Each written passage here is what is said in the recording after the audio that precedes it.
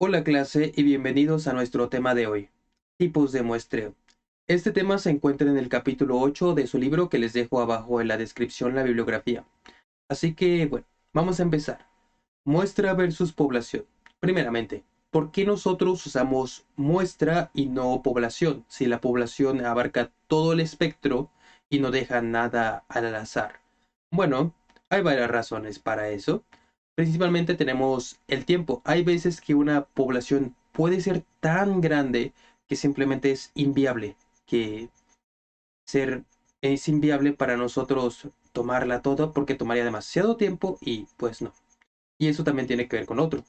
Si toma tanto tiempo, pues será costoso, ya que también requerirá más personal para realizar el estudio de la población.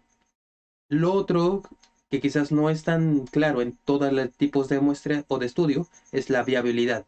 Es decir, hay veces que la población como tal va a ser infinita. Esto, por ejemplo, ocurre en situaciones como de agua, que se quiere estudiar en los niveles de, por ejemplo, azúcar, sal en el agua, y pues no podemos ir cada gota de cierto lago o del océano estudiándolo, así que simplemente tomamos muestras de ciertos lugares. Lo otro es que a veces las muestras tienden a ser pruebas destructivas. Por ejemplo, esto pasa mucho en sistemas de ingeniería. Cuando se quiere revisar un material o algo, a ver, se hace ver hasta cuándo aguanta, y es decir, hasta en qué momento se rompe. Es decir, es una prueba destructiva. Lo otro es que, por ejemplo, si revisamos todos nuestros equipos que queremos, no sé, vender, pues no venderíamos ninguno. Ujú. Y finalmente los resultados. Aunque la población sí nos daría un estudio más certero, la verdad es que los resultados de una muestra son tan buenos que la verdad no hace falta. Está bien con las muestras. Y ahora aclarado eso, sigamos con qué es una muestra y cómo podemos obtenerla.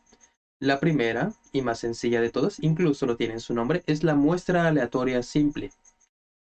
Muestra seleccionada de una manera que cada elemento o individuo de la población tenga las mismas posibilidades de que se le incluya. Muy bien, digamos que nosotros elegimos una muestra de un tamaño n.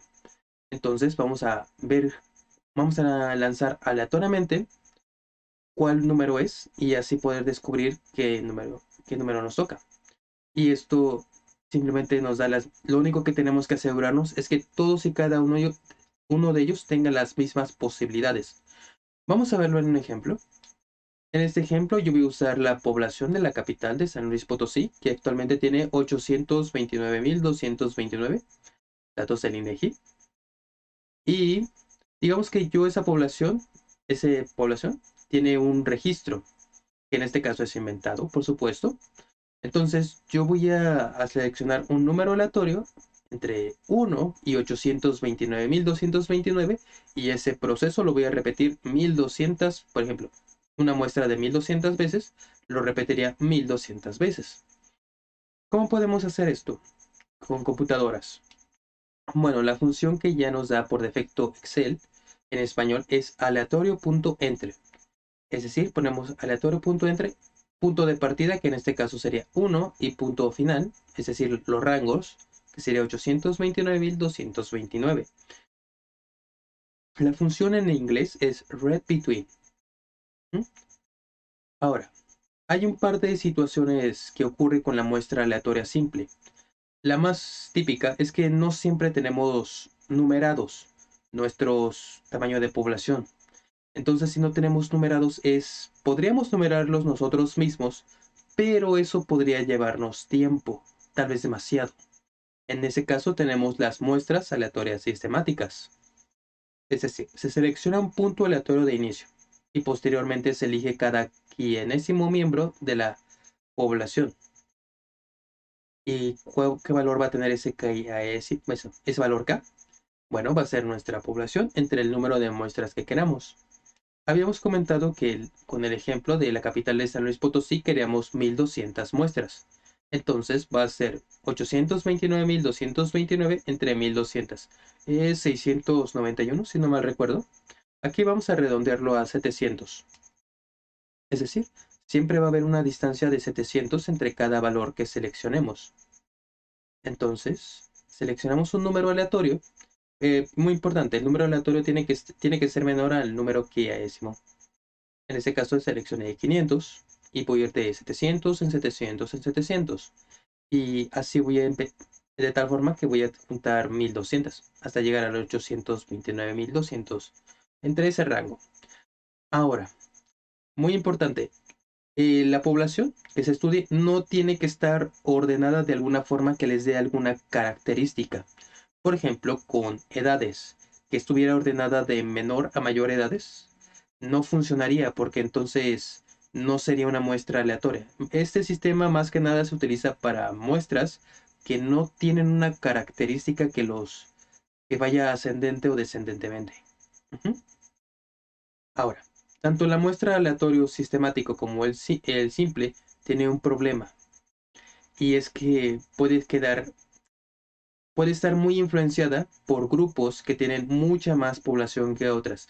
Aquí, por ejemplo, ven que los dos grupos de en medio tienen mucha más población que los grupos extremos. Entonces, si yo lo elijo aleatoriamente, muy probablemente se vayan a quedar fuera los dos grupos de extremos. Y para eso tenemos muestreo aleatorio estratificado.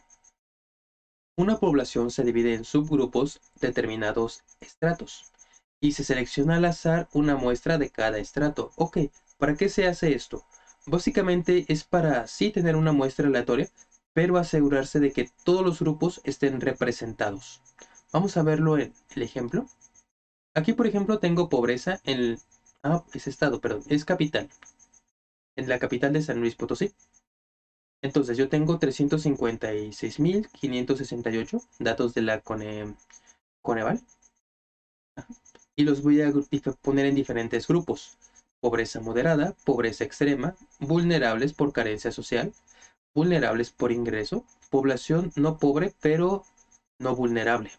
Ok, eso sería algo así como clase baja. Muy bien. Revisen que si revisamos los porcentajes, tanto pobreza moderada como vulnerables por carencia social, entre ellos dos ocuparían más del 50%. Es decir, que si yo usara alguno de los otros métodos anteriores, muy probablemente escogería uno de esos dos en todos y dejaría fuera al grupo de pobreza extrema o vulnerables por ingresos. Ujú. Entonces, en este caso lo que debo hacer es revisar a partir de ese número que hay, definir cuántos tengo que seleccionar específicamente de ese grupo. Ejemplo, aquí yo tengo 36.10%, entonces es 0.3610 multiplicado por las muestras que yo quiero, 1200. 0.36 por 10 es 1200, es 434. El 7.3% de 1200 es 88. El 27.7% de 1200 es 333. Y así con todos. Como esto está redondeado hacia arriba, la suma de este debería darme un poquito más que esto, probablemente 1 o 2. Ujú. Y así es como podemos elegir. Es decir, si vamos a tener 400, vamos a tener 1200 muestras, pero voy a asegurarme de que 434 pertenezcan a este grupo. 88 pertenezcan al grupo de pobreza extrema y así con cada uno. Ok, esto nos sirve específicamente para no dejar ningún grupo fuera. Y ahora vamos a hablar un poco de nuestro siguiente tema, solamente para comentarlo. El siguiente tema como tal es error de muestreo. Es decir, nosotros vamos a tener muestras, pero probablemente tengan un error y se va a hacer más pequeño a medida que tengamos más muestras. ¿Cuándo podemos decir que tenemos suficientes muestras? No hay una regla general, pero la convención general dice que para que algo pueda ser considerado más o menos una muestra, deben ser más de 30. Muy bien. Muchas gracias por su atención.